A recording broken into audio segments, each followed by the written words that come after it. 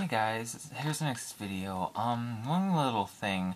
As I was reading a little bit of this book last night, thinking about it, I was sitting in bed thinking, if I count out my days right, and I think about chapters, we could be done on Halloween exactly. And then I looked at the table of contents, and it showed one of the chapters was called Halloween, so I was wondering if you guys wanted me to post the 10th chapter on Halloween, or if you just wanted me to finish it on time, because either works for me. I'm leaning towards just finishing it on time. I don't want to wait. I know you guys probably don't want to wait. Comment, rate, whatever. Okay, let's jump right into it.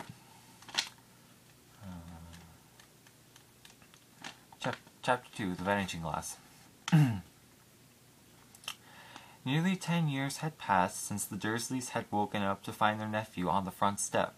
The private drive had hardly changed at all.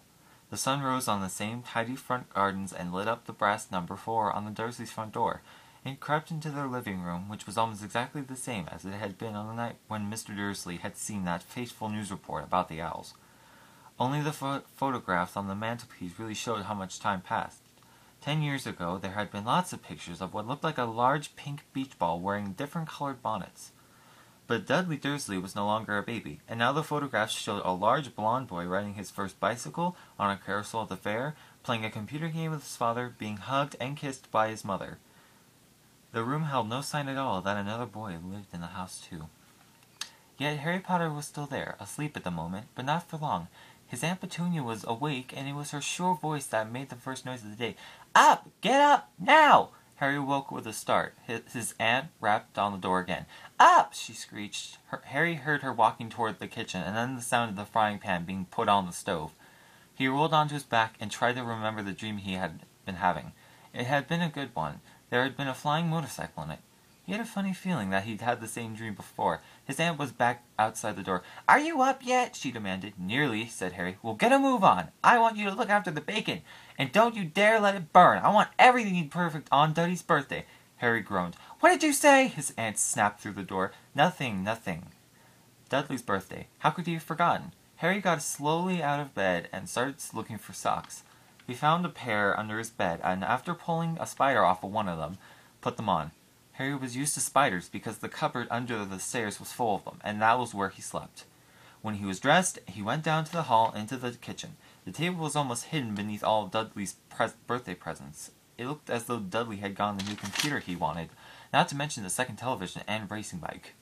Exactly why Dudley wanted a racing bike was a mystery to Harry, as Dudley was very fat and hated exercise.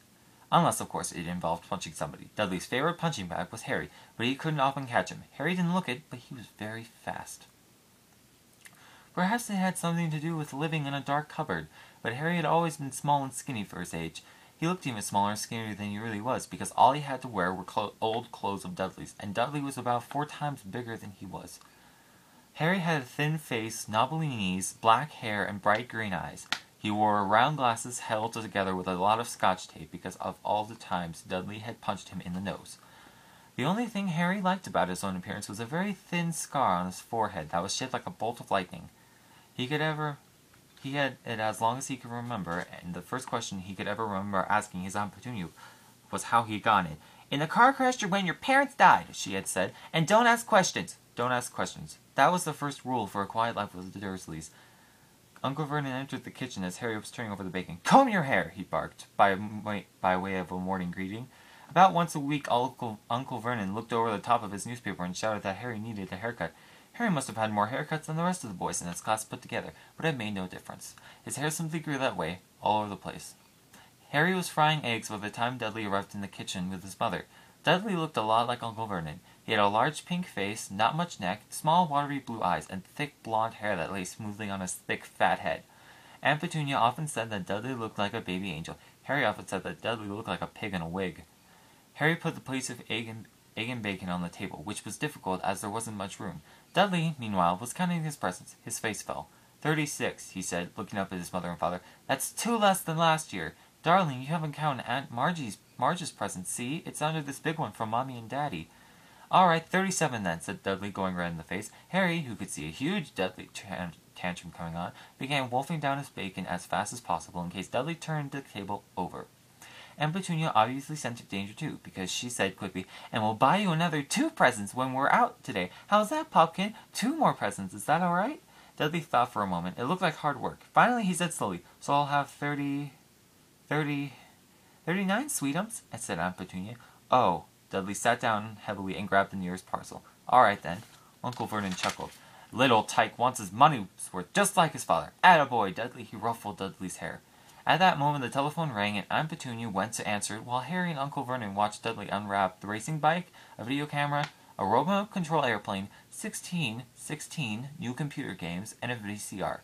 He was ripping the paper off a gold wristwatch when Aunt Petunia came back from the telephone looking both angry and worried. "Bad news, Vernon," she said. "Miss Fig's broken her leg. She can't take him." She jerked her head in Harry's direction. Dudley's mouth fell open in horror, but Harry's heart gave a leap. Every year on Dudley's birthday, his parents took him and a friend out for the day, to adventure parks, hamburger restaurants, out, or the movies. Every year, Harry was left behind with Miss Fig, a mad old lady who lived 2 streets away. Harry hated it there. The whole house smelled of cabbage, and Miss Fig made him look at photographs of all the cats she'd ever owned. "Now what?" said Aunt Petunia, looking furiously at Harry as though he'd planned this. Harry knew he ought to feel sorry for that Mrs. Fig had broken her leg, but it wasn't easy when he reminded himself it would be a whole year before he had to look at Tibbles, Snowy, Mr. Paws, and Tufty again. "We could phone Marge," Uncle Vernon suggested. "Don't be silly, Vernon. She hates the boy." The Dursleys often spoke about Harry like this, as though he weren't there, or rather as though he was like something very nasty that couldn't understand them, like a slug. "What about what's-her-name, your friend, Yvonne?"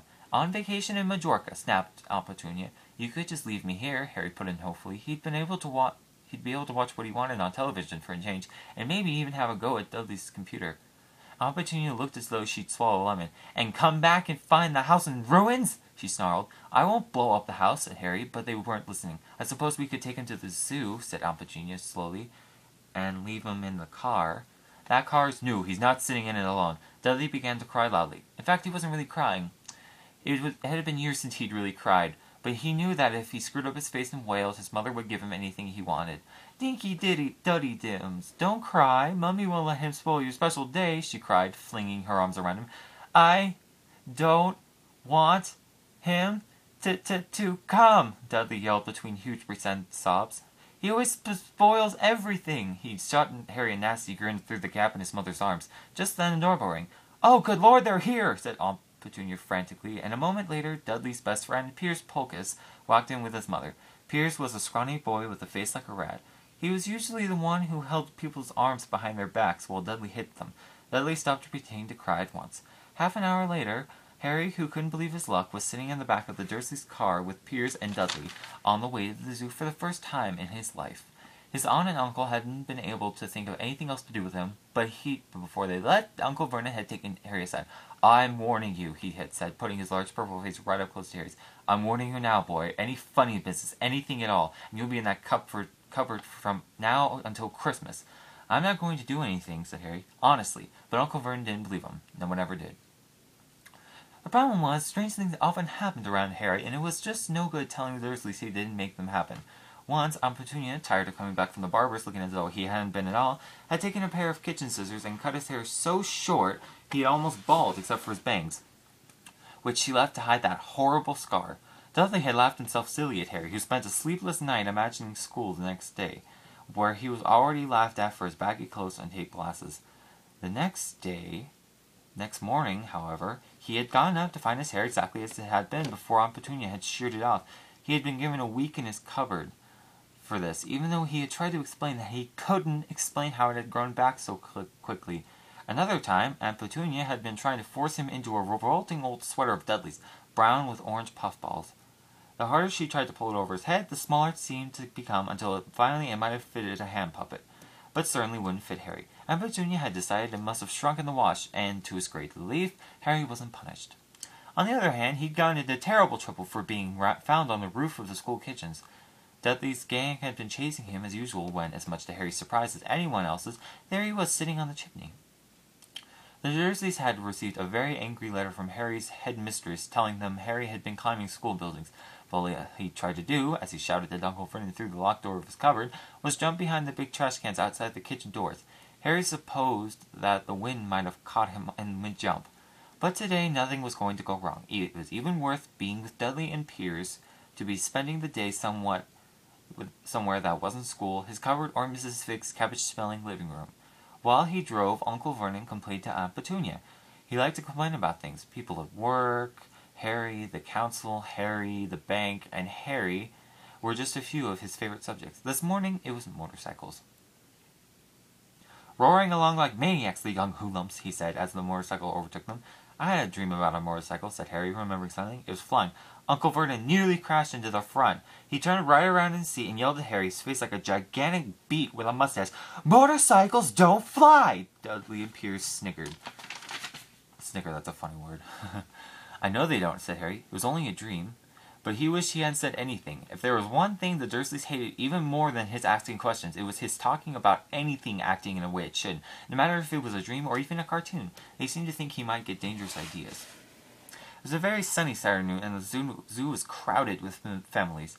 The Dursleys bought Dudley and Piers large chocolate ice creams at the entrance, and then, because the smiling lady in the van had asked Harry what he wanted, before they could hurry him away, they bought him a cheap lemon ice pop. It wasn't bad either, Harry thought, looking at it as they watched a gorilla scratching its head, who looked remarkably like Dudley, except it wasn't blonde. Harry had the best morning he'd had in a long time. He was careful to walk a little way apart from the Dursleys, so that Dudley and Piers, who were starting to get bored with the animals by lunchtime, wouldn't fall back on to their favorite hobby of hitting him. They ate in the zoo's restaurant, and when Dudley had a tantrum because his Knickerbocker Glory didn't have enough ice cream on top, Uncle Vernon bought him another one, and Harry was allowed to finish the first. Harry felt afterward that he should have known it was all too good to last. After lunch, they went to the reptile house. It was cool and dark in there, with lit windows all along the walls. Behind the glass, all sorts of lizards and snakes were crawling and slithering over bits of wood and stone. Dudley and Piers wanted to see huge poisonous cobras and thick man-crushing pythons. Dudley quickly found the largest snake in the place. It could have wrapped its body twice around Uncle Vernon's car and crushed it into a trash can, but at the moment it didn't look in the mood. In fact, it was fast asleep. Dudley stood with his nose pressed against the glass, staring at the glistening brown coils. "Make it move!" he whined at his father. Uncle Vernon tapped on the glass, but the snake didn't budge. "Do it again!" Dudley ordered. Uncle Vernon rapped the glass smartly with his knuckles, but the snake just snoozed on. "This is boring," Dudley moaned. He shuffled away. Harry moved in front of the tank and looked intently at the snake. He wouldn't have been surprised if it had died of boredom itself. No company except stupid people drumming their fingers on the glass trying to disturb it all day long. It was worse than having a cupboard as a bedroom, where the only visitor was Aunt Petunia hammering on the door to wake you up. At least he got to visit the rest of the house. The snake suddenly opened its beady eyes. Slowly, very slowly, it raised its head until its eyes were on a level with Harry's. It winked. Harry stared. Then he looked quickly around to see if anyone was watching. They weren't. He looked back at the snake and winked too. The snake jerked its head toward Uncle Vernon and Dudley, then raised its eyes to the ceiling. He gave Harry a look that said quite plainly, "I get that all the time." "I know," Harry murmured through the glass, though he wasn't sure the snake could hear him. It must be really annoying. The snake nodded vigorously. "Where do you come from, anyway?" Harry asked. The snake jabbed its tail at a little sign next to the glass. Harry peered at it. "Boa Constrictor, Brazil." Was it nice there? The boa constrictor jabbed its tail at the sign again, and Harry read on. "This specimen was bred in the zoo." "Oh, I see. So you've never been to Brazil?" As the snake shook its head, a deafening shout behind Harry made both of them jump. "Dudley! Mr. Dursley! Come and look at this snake! You won't believe what it's doing!" Dudley came waddling toward them as fast as he could. "Out of the way, you!" he said, punching Harry in the ribs. Caught by surprise, Harry fell hard into the concrete floor. What came next happened so fast, no one saw how it happened. 1 second, Piers and Dudley were leaning right up close to the glass. The next, they had leapt back with howls of horror. Harry sat up and gasped. The glass in front of the boa constrictor's tank had vanished. The great snake was uncoiling itself rapidly, slithering out onto the floor. People throughout the reptile house screamed and started running for the exits. As the snake slid swiftly past him, Harry could have sworn a low, hissing voice saying, "Brazil, here I come. Thanks, amigo." The keeper of the reptile house was in shock. "But the glass," he kept saying. "Where did the glass go?" The zoo director himself made an Aunt Petunia cup of strong, sweet tea while he apologized over and over. Piers and Dudley could only gibber. As far as Harry had seen, the snake hadn't done anything except snap playfully at their heels as it passed. But by the time they were all back in Uncle Vernon's car, Dudley was telling them how it nearly bent off his leg, while Piers was swearing it had tried to squeeze him to death. But worst of all, for Harry at least, was Piers calming down enough to say, "Harry was talking to it, weren't you, Harry?" Uncle Vernon waited until Piers got safely out of the house before starting on Harry. He was so angry he could hardly speak. He managed to say, "Go! Cupboard! Stay! No meals!" before he collapsed into a chair, and Aunt Petunia had to run and get him a large brandy. Harry lay in his dark cupboard much later, wishing he had a watch. He didn't know what time it was, and he couldn't be sure the Dursleys were asleep yet. Until they were, he wouldn't risk sneaking into the kitchen for some food. He lived with the Dursleys almost 10 years. 10 miserable years. As long as he could remember, ever since he'd been a baby and his parents had died in that car crash. He couldn't remember being in the car when his parents had died. Sometimes when he strained his memory during long hours in his cupboard, he came up with a strange vision. A blinding green flash of light and a burning pain on his forehead. This, he supposed, was the crash, though he couldn't imagine where all the green light came from. He couldn't remember his parents at all. His uncle and aunt never spoke about them, and of course he was forbidden to ask questions. There were no photographs of them in the house. When he had been younger, Harry had dreamed and dreamed of some unknown relation coming to take him away, but it had never happened. The Dursleys were his only family. Yet sometimes he thought, or maybe hoped, that strangers in the streets seemed to know him. Very strange strangers they were, too. A tiny man in a violet top had bowed to him once while out shopping with Aunt Petunia and Dudley. After asking Harry furiously if he knew the man, Aunt Petunia had rushed them out of the shop without buying anything. A wild-looking old woman dressed all in green had waved merrily at him once on a bus. A bald man in a very long purple coat had actually shaken his hand in the street the other day, and then walked away without a word. The weirdest thing about all these people was the way they seemed to vanish the second Harry tried to get a closer look. At school, Harry had no one. Everybody knew that Dudley's gang hated that odd Harry Potter in his baggy old clothes and broken glasses, and nobody liked to disagree with Dudley's gang. And that's the end of the second chapter. Alright. I was going to say something, but I completely forgot. So, until next time, I'll see you soon. Bye.